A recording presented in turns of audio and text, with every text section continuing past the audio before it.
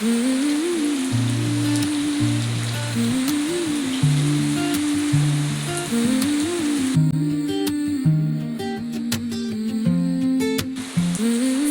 श्री स्वामी समर्थ. स्वामी महाराजांच्या कृपेने तुम्हा सर्वांना उत्तम आरोग्य आणि दीर्घायुष्य लाभो.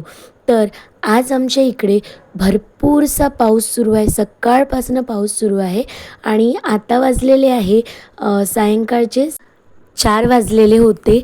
जास्त वेळ नव्हता झाला. दिवसभरापासून हा पाऊस सुरू होता आणि तुम्ही पाहू शकता पूर्ण अंगणात जे आहे पाणी पाणी झालेलं आहे. पण एक मात्र गोष्ट छान होते पावसाळ्यामध्ये की हे झाडं जे आहे ना खूप असे टवटवीत सुंदर दिसतात.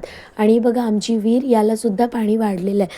तर आता पाण्याचा आस्वाद घेत मी इथे मस्त माझा काळा चहा केला आणि बिस्किट आणि ब्रेड जे आहे ते यासोबत घेत आहे.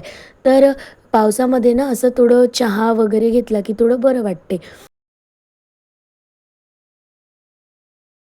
तर इथे ॲज युजल माझी पोरगी आपली अभ्यास करत आहे आणि बाहेरचं वातावरण इतकं सुंदर वाटत होतं की खूपच छान. तसाही पावसाळा हा माझा आवडता ऋतू आहे. तर बघा आणि अंधार पण थोडाफार पडला होता, थोडा पाणी थांबत होता, पुन्हा येत होता, असं दिवसभरापासनं सुरू होतं. तर इथे माझी मुलगी अभ्यास करता करता तिला काय मनात आलं, तर ती काय म्हणते मला की आई आपण पाण्यामध्ये बोट सोडायच्या का म्हणते. तर मी इथे कागदाच्या बोट करते म्हणते आणि ते आपण खेळू. आता कधी कधी ना आपण मुलांना काय पाहिजे असते आईवडिलाकडनं, तर त्यांचा वेळ पाहिजे असते.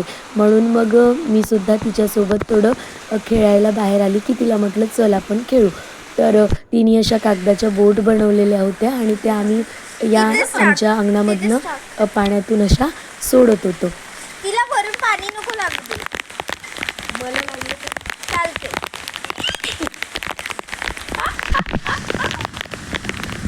अटकली त्याची बोट.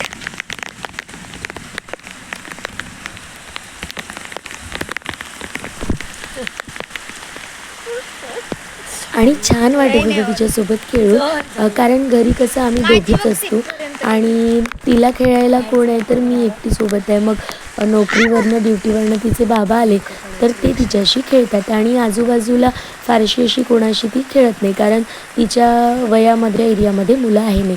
तर असं बघा आमच्या घराबाहेरचं वातावरण जे असं सुंदर दिसत होतं. मग आम्ही इथे छत्री घेऊन ते बोट वगैरे तिचे काय ते खेळत होतं. मग नंतर केस ओले झाले तर आमच्या बाईला ते सुकवण्यासाठी ही कला आठवली.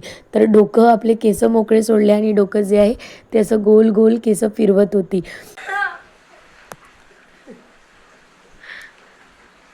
तर इथे तिचा असा धिंगाणा सुरू होता आणि मला फार हसायला येत होतं तिचं हे पाहून. त्यानंतर थोडा वेळ मग आम्ही बसलो. तर इथे जे आहे माझे बाबा पाण्यामध्येच आले होते. तर ॲक्च्युली हे आधीच यायला निघाले होते, तर त्यांना गावावरून येता येता अर्ध्यात पाणी लागलेला होता. तर इथे बाबा आले आणि मग अजूनच मजा आली तिला. तर बाबांनी इथे आमच्यासाठी खाऊ आणला होता. आता बाबा वगैरे आले की आपल्यासाठी काही ना काही आणतच असतात.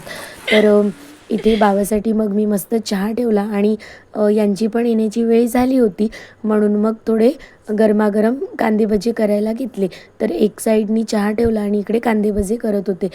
आता जसं बाहेर पाऊस असला की आपण महाराष्ट्रीयन लोक जे असतात ना त्यांचे आवडते म्हणजे कांदेभजे. इकडे पाऊस आला की नाही की आपल्या इकडे भज्यांची तयारी सुरू होते. तर मी इथे भजी काढून घेतले आणि मध्येच माहिती आहे का लाईट गेली होती, कारण पाणी वगैरे सुरू होता त्यामुळे 10-15 मिनटासाठी लाईटसुद्धा गेली होती. तर हे सुद्धा येणार होते ऑफिसवरनं. म्हटलं त्यांना पण होते आणि बाबा आले तर यांना पण भजी आणि चहा होऊन जाते. तर आता जेव्हा मी भजी करत होती तर तेव्हा हे पण येऊन गेले होते ऑफिसमधनं. 6-6:30ला रोज येऊन जातात आणि आज पण त्याच वेळेवरती आले. मग त्यांनी पण फ्रेश झाले होते आणि मग इथे बाबा आणि हे सर्व मुलगी आणि मिस्टर सर्वजण छान मस्त हॉलमध्ये बसले होते आणि यांना कांदे भजे आणि चहा दिला होता. तर मस्त आरामात गप्पा गोष्टी करत हे एन्जॉय करत होते. मी सुद्धा यांच्यासोबतच बसले होते, सोबतच खाल्लं, चहा पण पिला आणि गोष्टी केल्या. तर बाबा जे आहेत माझे ते 1-2 दिवसापूर्वी शेगावला गेले होते. तर तिथनं माझ्यासाठी जे काही मी सांगितलं होतं ते घेऊन आले होते. बाबा आले होते म्हणून त्यांच्याशी बोलता बोलता वेळ कसा गेला कळलंच नाही. दिवाबत्तीची वेळसुद्धा होऊन गेली होती म्हणून आई म्हणाल्या की तुम्ही बोलत आहे तर मी तोपर्यंत देवाजवळ तुळशीजवळ आणि दारात दिवे वगैरे ठेवून देते. तर त्यांनी अशी दिवाबत्ती वगैरे करून घेतल्या होत्या. त्यामुळे थोडासा मला वेळ मिळाला म्हणून आरामात आम्ही गोष्टी करत बसलेलो होतो. तर जसं मी तुम्हाला सांगितलं होतं की 1-2 दिवसाआधी बाबा जे आहे गुरुपौर्णिमेनिमित्त जे आहे शेगावला गेले होते. त्यामुळे त्यांनी तिथनं जे आहे गजानन बाबाचा प्रसाद वगैरे घेऊन आले होते. तेच देण्यासाठी ते आलेले होते. सोबतच मी त्यांना जे आहे महाराजांचे वस्त्र सांगितले होते. वस्त्र म्हणजे जे शेले जे मी महाराजांना घालून देत असते. तर शेगावला हे जे तुम्ही व्हिडिओमध्ये पाहत आहेत तर हे शेगावला मिळतात. मी जेव्हा केव्हा गेली तिथनं असे शेले महाराजांसाठी घेऊन येत असते. पण एवढ्यात जाणं काही झालं नाही. मग बाबा जाणार होते म्हणून त्यांना आवर्जून सांगितलं होतं की माझ्यासाठी तुम्ही असे महाराजांचे शेले घेऊन या. ते बाबा जे आहे शेगावला निघण्याआधी सुद्धा मला भेटायला आले होते. तर म्हणून मग मी घरचा जो जुना महाराजांचा शेला होता तो त्यांना दाखवला होता. आणि बाबांनी इतके सुंदर 4-5 कलरचे आणले होते. तर एक आईने ठेवून घेतला होता.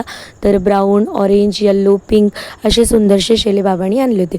मग पाणी थोडा थांबला म्हणून ते जायला निघाले आणि त्यांना जे आहे गेटपर्यंत सोडायला आम्ही बाहेर आलो होतो. जसे बाबा शेगावला गेले होते या 1-2 दिवसामध्ये आईसुद्धा पंढरपूर करून आलेली होती आणि आईची बऱ्याच दिवसाची इच्छा होती. तर ती यावेळेस तिचं जे आहे आषाढी निमित्त पांडुरंगाचे दर्शन ती घेऊन आली होती. या महिन्यात दोघांचे आईबाबांचे मस्तपैकी असे देवांचे दर्शन त्यांना घडले. आजचा व्हिडिओ तुम्हाला कसा वाटला? आवडला असेल तर आपल्या व्हिडिओला लाईक, शेअर आणि चॅनलला सबस्क्राईब करायला विसरू नका. आणि हो, आवाज माझा अजूनही जाग्यावरती आलेला नाही. ते संपवते. पुन्हा एकदा भेटूया नवीन ब्लॉगमध्ये. तोपर्यंत सर्वांना श्री स्वामी समर्थ. आवडल्यास व्हिडिओला लाईक, शेअर नक्की